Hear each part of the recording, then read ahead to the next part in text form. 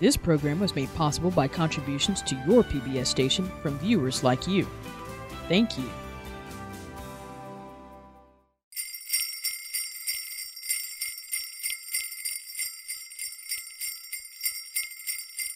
Finding a tree can be an important holiday tradition.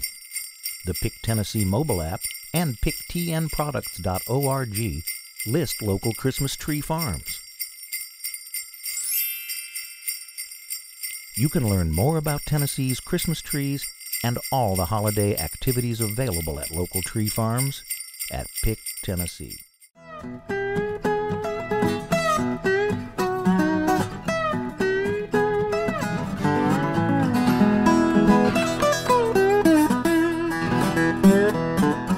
This time of year is filled with family, friends, food, and farmers. Yes, for those of us who want to connect our holiday tables with fresh local foods. The best place to go is to a local farmer. Join us for this Live Green Tennessee special, A Tennessee Table, coming up next.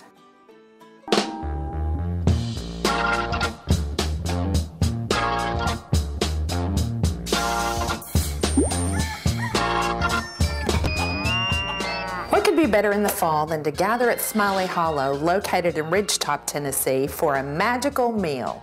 This sixth-generation family farm was center stage for Pick Tennessee products, a Tennessee table wine tasting, and farm-to-table dinner, which allowed guests to visit with folks who grow the food and the chefs who prepare it, all with the idea of creating the ultimate experience with locally grown and loved items. Some of the premier restaurants in the state were on hand to work with local farmers for a creative rendering of what is possible when we work together.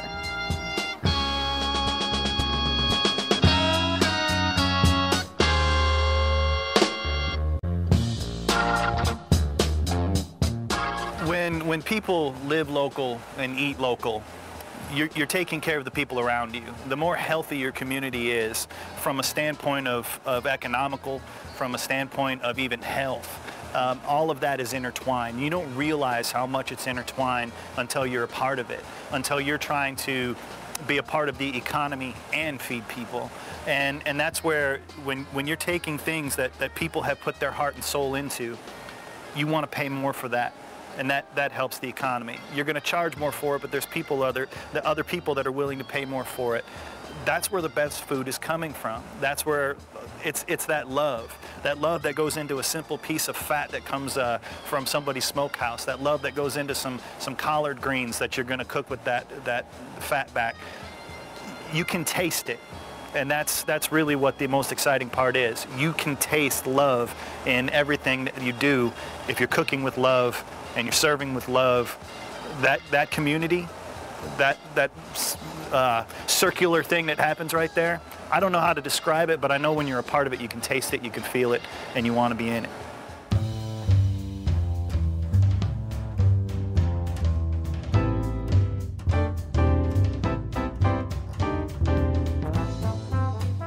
The local food movement is growing, and restaurants are picking up the local food concept in all their menus.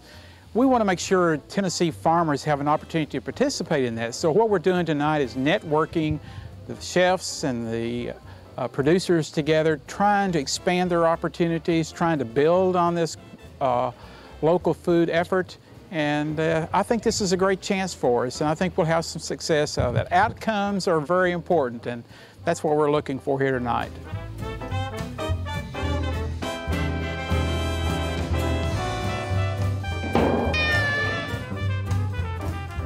It's really important to see that small farms are being supported again, and that you know, that there's a push for the small and local foodways to come back in, you know, to our communities, and to be serving the communities, and for the communities to be, you know, utilizing these products that are being generated so close to home. You know, it cuts down on, you know, the carbon footprint. It also supports your local economy. It gives people jobs in the local economy.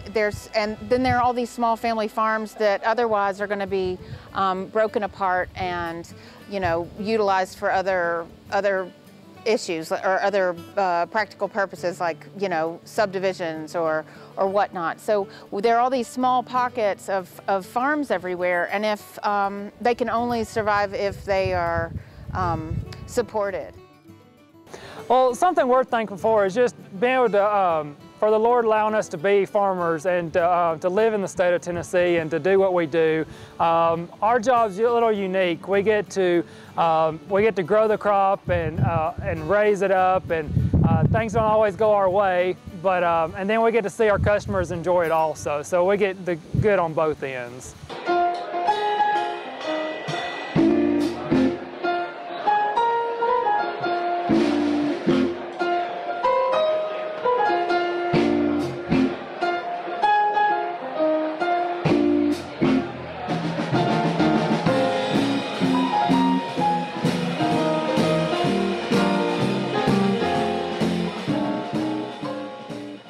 Tom Head and Sarah Head from Shade Tree Farms in Adams, Tennessee. We're here tonight. The Pick 10 program has been a big boost to our orchard operation through the advertising, the website, promotional materials that they furnish for us.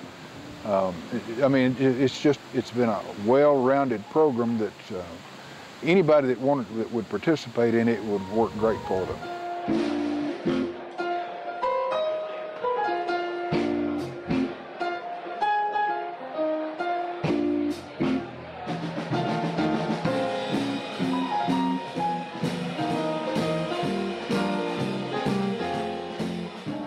At Willow Oak Beef, we raise an all-natural beef product sold through the farmers markets and retail outlets in Middle Tennessee.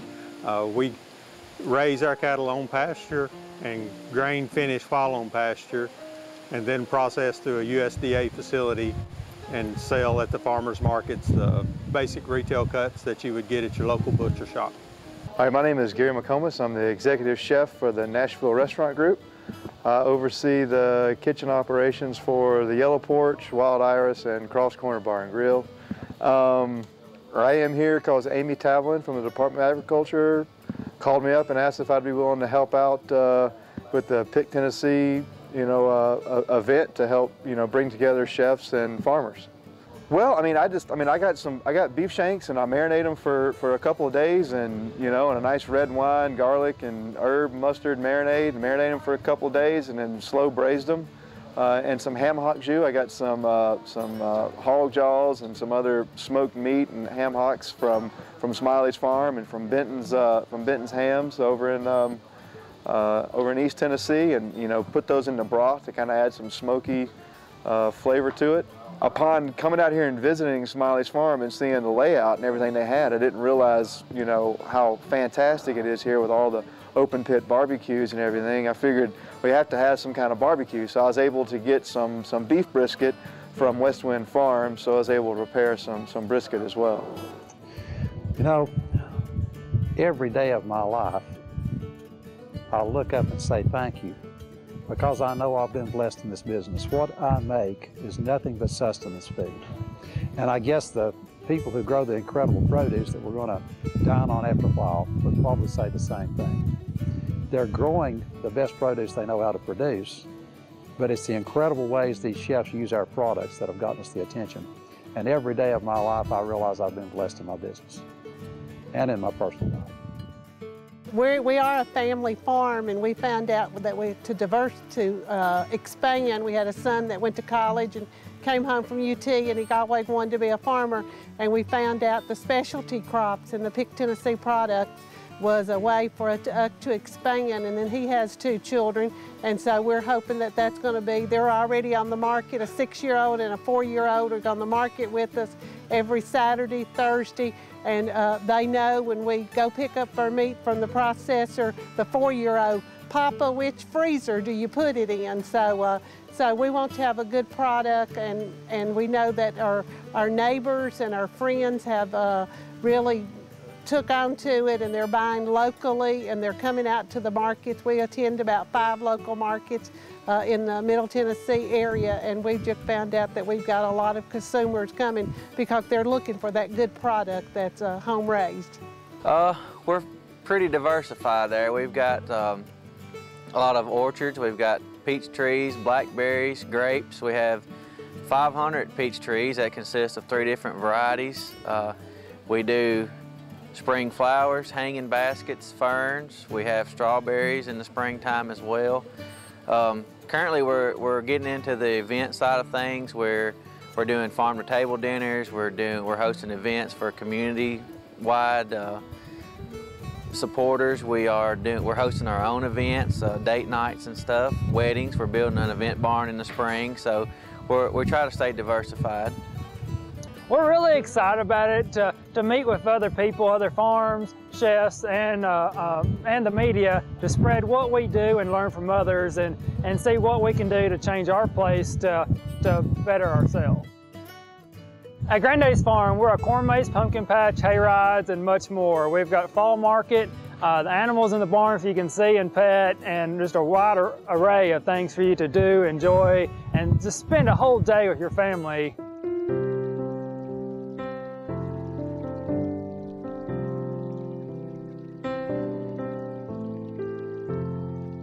I'm Karen Overton, and I thought while they got our dinner prepared, we might stop here at the farm and see a little bit of what's going on at Wedge Oak. We're here today. The house is behind me, and my great-grandparents bought this property around the turn of the century and began to build this house in 1904. They were farmers here and homesteaders. They grew gardens and lived off the property. All of the timbers on the house were cut from the property here. My grandparents also farmed here. My grandmother was a school teacher, and my grandfather grew crops like tobacco and corn and had cattle and pigs and chickens. And they truck farmed down at the farmers market here in Lebanon, Tennessee a bit. My parents moved here in the 90s, and I started farming here in 2008. So we mostly do pigs, chickens, ducks. So we do meat and eggs, and then we raise hogs. We've got the only herd of Tennessee Mangalitsa. We've been raising them since 2011. I'm thrilled to have them. They fit in beautifully with our farm methodologies. They are a really old-fashioned type lard hog. And then we also grow feeder pigs that we buy from here within our community locally as a small 50-pound pig, and grow those out to harvesting or processing weight. On the farm, we raise all the animals, and then we haul them all to USDA-inspected facilities where they are humanely processed. We sell at farmers markets and to multiple restaurants in the Nashville area.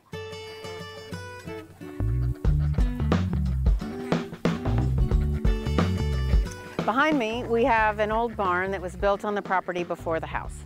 And I have recycled this barn to raise my chicks and to get the birds ready to go out on pasture.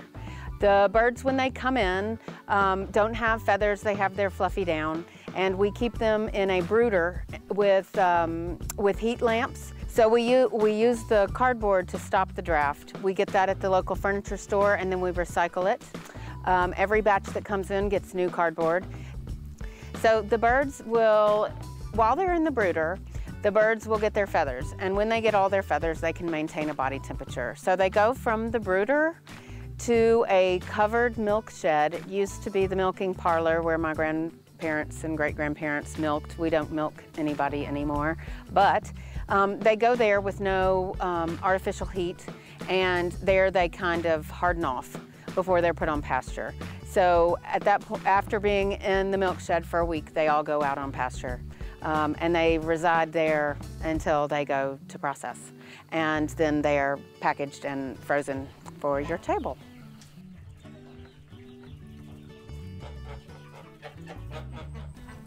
So when I started farming, I could not figure out how to get my products into any market. I didn't have a lot of farmers markets opportunities, and I started basically going around in Nashville to different chefs who I thought would support small farms. The way that I've found to get in with chefs is that you take them samples. And while it hurts to have grown something and to work so hard and to take it and give it away. If you give somebody a sample and they like it, then they're willing to purchase more. So I started out selling to one chef, and once I had a little bit of both my feet on the ground, I felt good about my product. I had someone telling me that it was good, that what I was doing was working, and I'd started to figure out how to price things. I started taking it to other people and saying, well, you know, I've sold it here, and this is what I have, and this is how much I'm going to have, and would you be interested, and can I hold you to that? And so it's really a lot of reminding chefs that you're there and that you have things available. So that's how I initially got my foot in the door, was just by, you know, continuing to go back and say, hey, I've got this, check this out, try this product.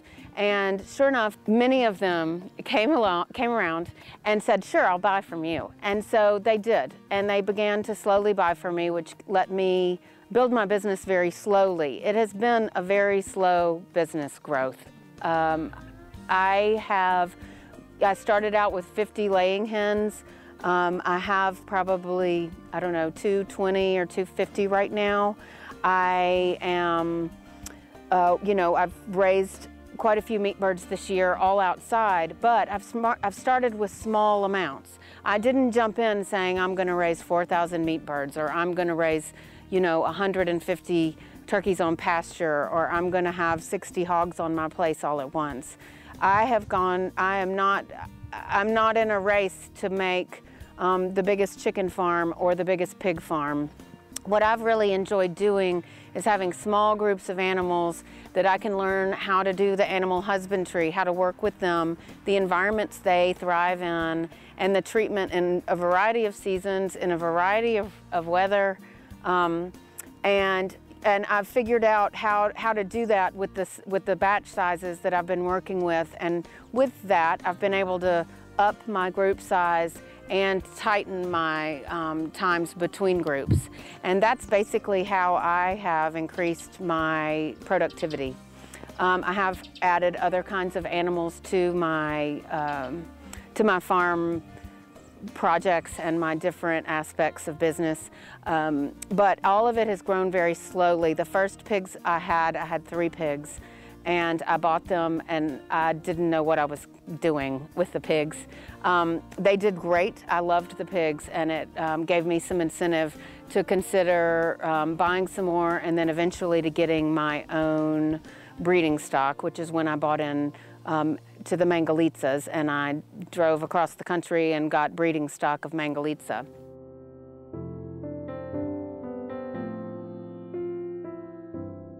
But the thing that I've found is the more people support small farms, the more people know about small farms, and the more people support small farms. So it's like a swelling sponge. It just continues to absorb and to expand.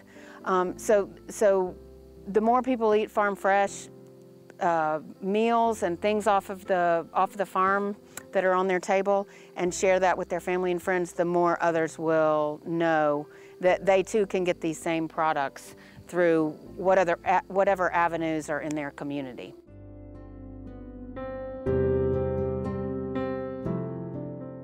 I had no idea when I got involved how much time and energy farming takes, but if you want a 7-day-a-week, 365-day-a-year, 12-hour-a-day job, this is the job for you. So it has a lot of payoffs, but it is a lot of work.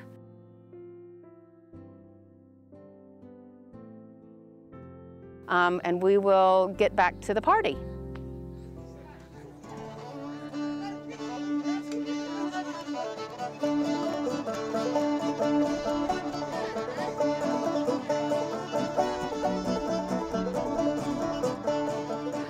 I'm most thankful for the opportunity to get to work with the animals and the land. Providing a safe product that's been handled correctly is very important. The things I'm most thankful for is the time we get to spend together with the cattle and outdoors. The family comes and helps when you have more chores than you can do in a day. Friends will come and help. It's a community type event, and that's what makes what we do rewarding and keeps us in this business. My name is BJ Loftback. I'm with Riff's Fine Street Food. I'm super excited to be here at Smiley Hollow Farm. We got some greens cooking up in this beautiful cauldron out back, but they're Tennessee greens. I was once asked my favorite meal by some young foodies. Some of them were from California, some from New York, and they were all describing their favorite meals of their life. And it came around and they finally asked me, what is your favorite meal?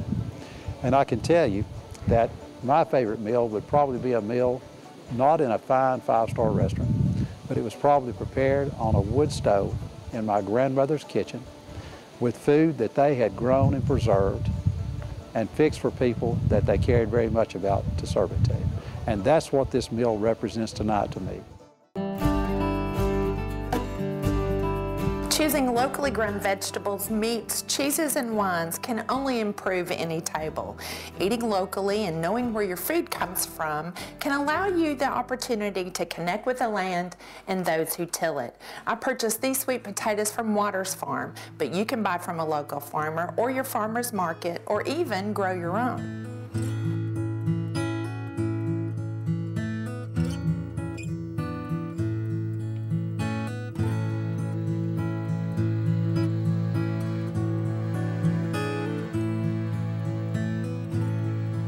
Well, welcome to my Tennessee kitchen, and I'd like to share with you today one of my family's true favorites. We're going to do honey roasted sweet potatoes.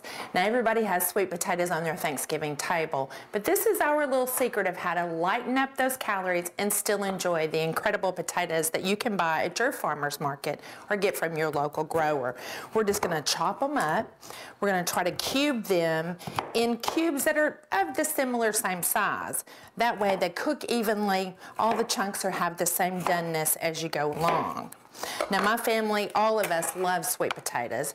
We do them a variety of different ways, but this is one that has become our new favorite. Again, simply because it's a little bit healthier, but you still get all that wonderful sweet flavor. I have a little treat for you today, too, that I'm going to add. Encourage you to go to your farmer's market, and we'll tell you a little bit about that in a minute. So we've chopped up our sweet potatoes, and the next thing we're going to do, instead of adding butter, we're going to use olive oil. Everybody knows olive oil is a little bit better for you, good for the cholesterol. Plus, in this particular case, it's going to add a real savory flavor to your sweet potatoes. But it's as simple as that. It's good for everybody. Now, here's the real treat. I have honey from a local farmer here in town. So we're going to just drizzle that honey all over these sweet potatoes. Make sure every little cube gets a little bit. And this fall, I have fresh sorghum from the Waters Farm. Now, you talk about adding a wonderful flavor to these sweet potatoes, so we'll just take a little bit, again, drizzle that sorghum all over these potatoes, gives them a great savory flavor. As much or as little as you like. My family kind of tends to like it sweet. Get them all covered, and then we're just going to top it with a sprinkle of cinnamon. One of my favorites is a roasted Saigon cinnamon, a little extra rich flavor. Sprinkle them as much or as little as you like, and it's as simple as that. We're going to cook these for about 45 minutes in a 400-degree oven, and you will love the end product.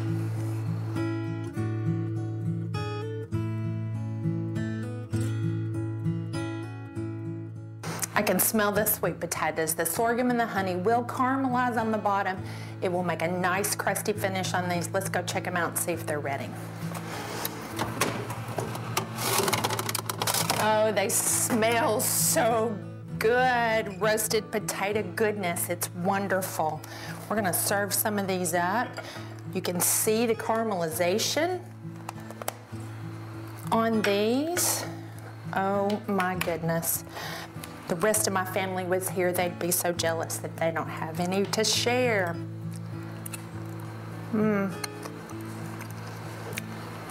Absolutely. The sweet potato that you've known and loved in your family always, with a little lighter perspective. They're absolutely wonderful. It's the reason they're one of our favorites. Sweet, savory, all together. Pick sweet potatoes, roasted honey sweet potatoes. This year, add a little sorghum from your local farmer to your Tennessee table.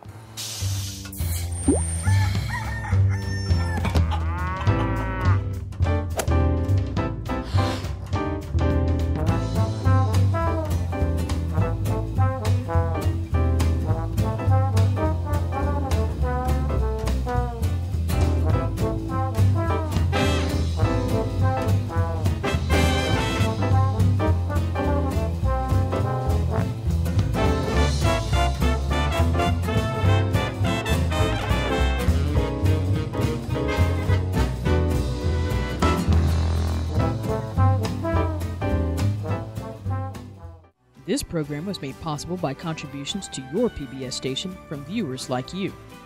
Thank you.